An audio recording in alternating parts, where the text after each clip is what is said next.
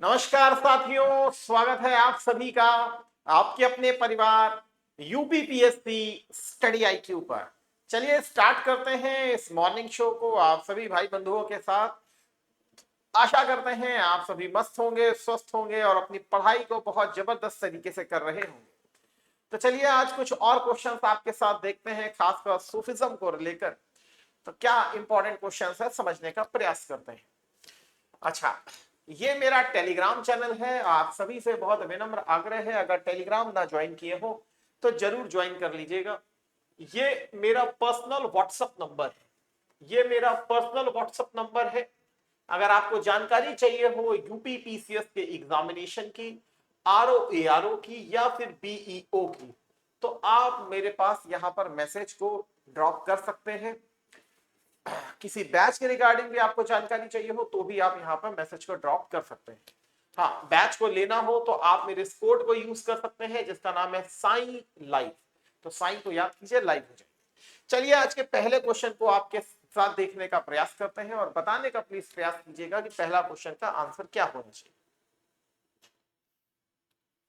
Yes, लिखा है consider the following statement regarding the Nirguna and the Saguna bhakti tradition during the Mughal period. लिखा है Kabir and Guru Nanak rejected institutional rituals and caste hierarchies, drawing upon both Islamic Sufi principles of Tawheed and Vedantic ideas of an formless ultimate reality। देखा, कबीर और गुरु नानक देव महाराज जी ने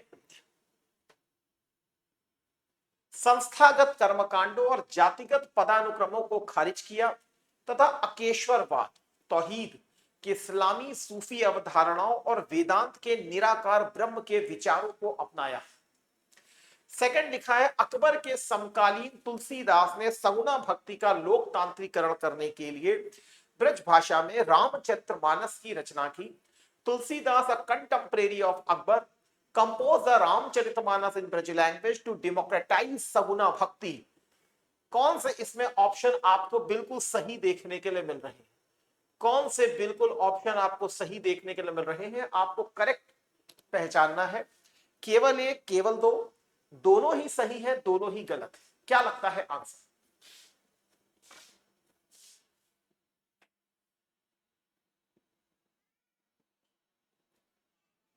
क्या लगता है answer?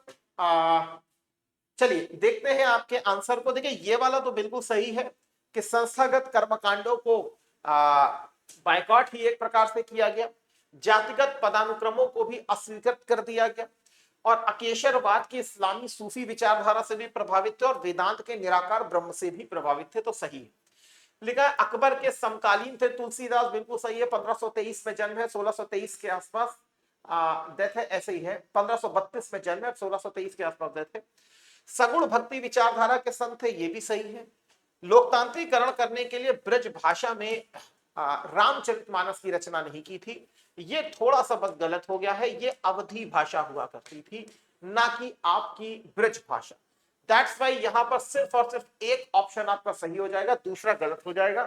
तो केवल और केवल ए आंसर आपका सही है। नेक्स्ट क्वेश्चन लिखा है consider the following statement regarding the religious policies during Aurangzeb's reel. लिखा है औरंगजेब के शासन काल के दौरान धार्मिक नीतियों के संदर्भ में निम्नलिखित कथनों पर विचार करें। लिखा है Aurangzeb band the practice of समा across the empire and dismantled all Chishti Khanqahs due to their association with music and singing। लिखा है औरंगजेब जो है उसने बैन किया था किसको? समा को, की प्रथा पर प्रतिबंध लगाया। दूसरा लिखा है संगीत के जुड़ाव के कारण चिश्ती खानकाहों को उसने ध्वस्त कर दिया था। दूसरा लिखा है Aurangzeb commission the Fatawa e Alamgiri, a comprehensive compilation of Hanafi Islamic jurisprudence। Aurangzeb ने इस्लामी विधि शरिया का एक व्यापक संकलन फतवा ए आलमगीरी के नाम से तैयार करवाया। कौन से इसमें आपको बिल्कुल सही देखने के लिए मिल रहे हैं? केवल एक, केवल दो, दोनों ही ऑप्शन यहां पर आपको सही मिल रहे हैं या दोनों ही ऑप्शन यहां पर गलत है? क्या लगता है?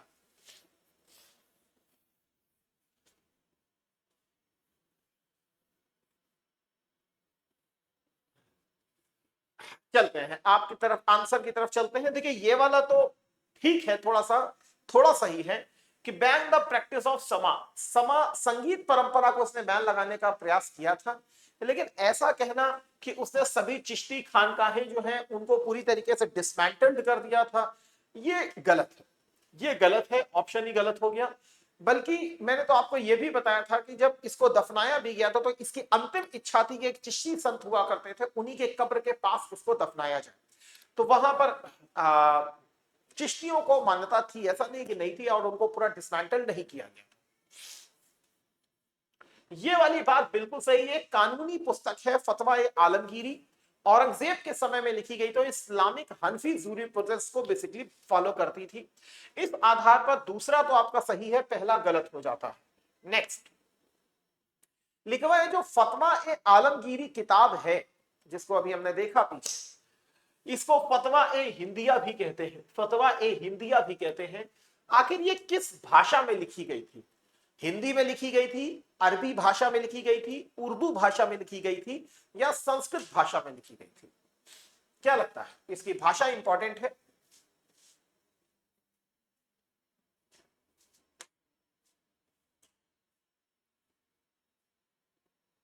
चलिए आशा करते हैं इसके आंसर को आपने दिया होगा। जी हाँ, आपने जो आंसर दिया है वो बिल्कुल सही है। आपने जो अरबी भाषा लिखी है वो बात बिल्कुल सही है। या तो अरबी हो सकता था आंसर में, या तो फिर पर्शियन लैंग्वेज हो सकता था, या फिर पर्शियन लैंग्वेज हो सकता था।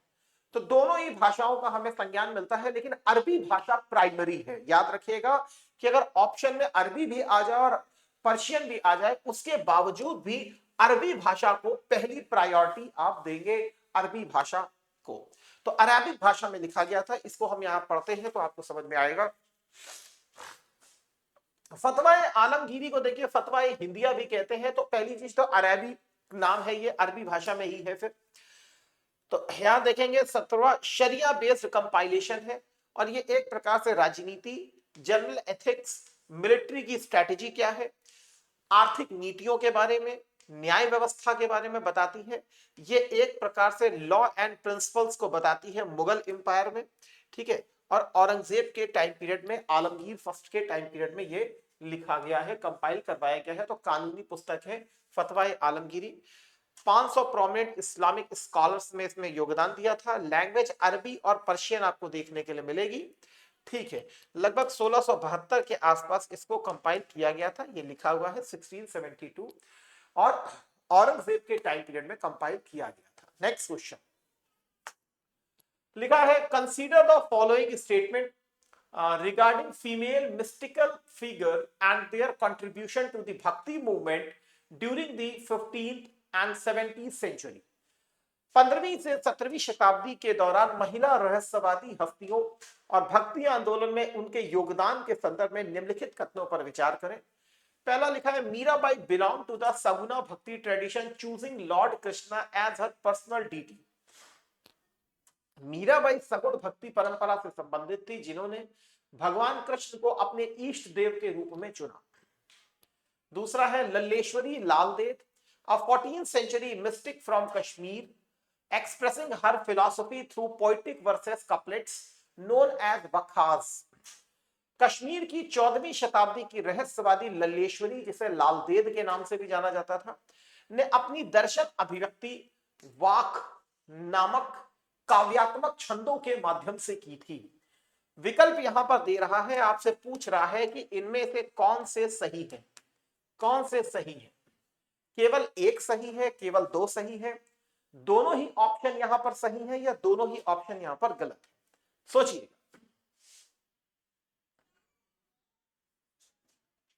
चलिए आशा करते हैं ऑप्शन आपने पढ़ लिए होंगे। तो मीराबाई सगुना भक्ति परंपरा से संबंधित थी, ये भी सही है, और लॉर्ड कृष्णा को एज अ पर्सनल डीटी के रूप में कंसीडर करती थी, ये भी बात सही है।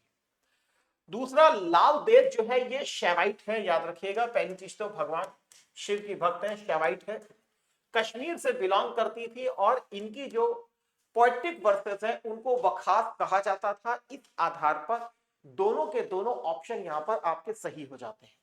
इसको यहां पर हम पढ़ते हैं तो आपको खासकर लल्लेश्वरी लालदेद के बारे में जानना चाहिए। कश्मीरी रहस्यवादी संत के रूप में हमें देखने के लिए मिलेंगी और कश्मीरी शैविज्म को बेसिकली फॉलो करती थी। ठीक है, इनकी जो मिस्टिक पोएट्री हुआ करती थी इसको वक्सुन और वखास भी कहा जाता था। इसका मतलब होता है स्पीच, नोन एज लाल वखास, मतलब उनके लाल व्याख्यान। ठीक है ना, तो कश्मीरी लैंग्वेज में इसको लिखा गया है। ठीक है, तो वक्सुन पोएट्री भी इसको कहते हैं और वखास पोएट्री भी इसको कहते हैं, वखास पोएट्री भी कहते हैं, और वखास का मतलब है दैट इज स्पीच।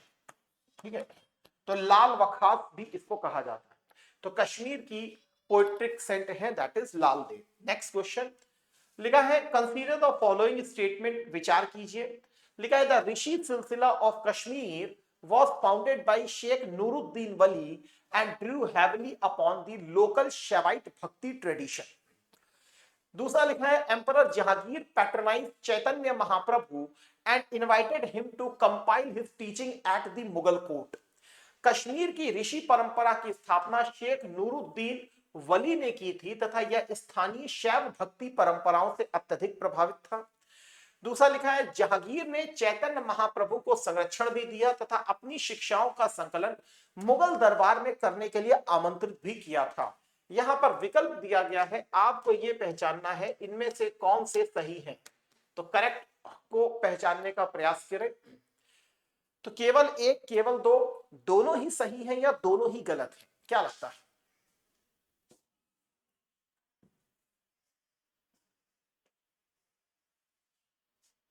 चलिए, ये वाला जो ऑप्शन देख रहे हैं ऋषि सिलसिला ऑफ कश्मीर, ये बात बिल्कुल सही है। शेख नूरुद्दीन वली जो थे उन्होंने इसकी स्थापना की थी और ये लोकल शैवाई भक्ति ट्रेडिशन से प्रभावित था। वैसे ही कश्मीर की जो लाल देव है वो भी सूफिज्म से प्रभावित थी।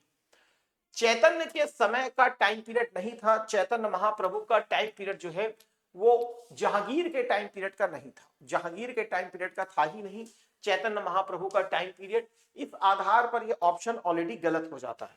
अगर आप यहां देखें तो चैतन्य महाप्रभु जिनका नाम विशंभर मिश्रा भी हुआ करता था, 1486 का इनका जन्म है और 1534 में इनकी डेथ हो जाती है। अर्थात इनका टाइम पीरियड लोधी, सिकंदर लोधी, इब्राहिम लोधी, बाबर, शेर शाह, इसके अलावा थोड़ा बहुत हुमायूं का टाइम पीरियड आपको देखने के मिलेगा। और शेरशाह का भी टाइम पीरियड तो 1540 से कंसीडर करेंगे तो नहीं मिलेगा। इस आधार पर देखें तो राजा कृष्णदेवराय, इन सबका समय इनके समय में मिलेगा। स्पाउस ठीक है, पहली वाइफ कौन है? लक्ष्मी प्रिया, दूसरी है विष्णु प्रिया। गौड़ीय संप्रदाय को बेसिकली फॉलो करते थे। इनका नोटेबल वर्क जो है शिक्षा, क्या लिखा है, शिक्षा तकम कहा जाता है, इसको भी देख लीजिएगा। गौड़ीय संप्रदाय से संबंधित थे और अचिंत भेदा भेदवाद से संबंधित हुआ करते थे। आप यहां पर पढ़ सकते हैं, नाम है विशंभर मिश्रा है, बंगाल से संबंधित है, गौड़ीय वैष्णव संप्रदाय से संबंधित है। ठीक है, और संकीर्तन की प्रणाली को इन्होंने स्टार्ट किया था और भगवान कृष्ण और राधा की भक्ति के देखने के लिए मिलेंगे। वैसे ही ऋषि ऑर्डर को अगर आप देखें तो ऋषि ऑर्डर कश्मीर वैली का आपको देखने को मिलेगा, सूफी ऑर्डर है। इसको फाउंडर जो थे वो शेख नूरुद्दीन ऋषि कहलाते हैं। ठीक है, रेश मीर साहिब और नुद ऋषि के नाम से जो है इन्हीं को शेख नूरुद्दीन वली भी कहा जाता है। तो कश्मीरी परंपरा से ये संबंधित है। ठीक है, तो आज का सेशन फिर यहीं पर विराम देते हैं। लेकिन आप सभी को मैं बताना चाहूंगा, किसी भी प्रकार के किसी भी बैच को आपको जरूरत हो तो आप मुझे डायरेक्ट मेरे इस नंबर पर व्हाट्सएप कर सकते हैं। चाहे फिर आप यूपी पीसीएस की तैयारी कर रहे हो, आरओ की तैयारी कर रहे हो या बीईओ की तैयारी कर रहे हो, सभी में एक बड़ा रोल मैं यहाँ पर प्ले करता हूँ आपके साथ। अगर आपने तैयारी स्टार्ट की है तो आप फाउंडेशन में हमारे जाइए, हिंदी माध्यम के लिए अभ्युदय, इंग्लिश माध्यम के लिए आरंभ बैच। जब भी बैच को परचेज करें आप मुझसे यहाँ पर बेसिकली कंसल्ट कर सकते हैं, मुझे व्हाट्सएप भी कर सकते हैं। और मिशन 6 दिसंबर को फोकस कर रहे हैं तो प्रीलिम्स के बैच को जरूर ज्वाइन कीजिए। अगर बैच ज्वाइन ही कर चुके हैं और पढ़ चुके हैं पूरी तरीके से, टेस्ट सीरीज को जरूर ज्वाइन कीजिए।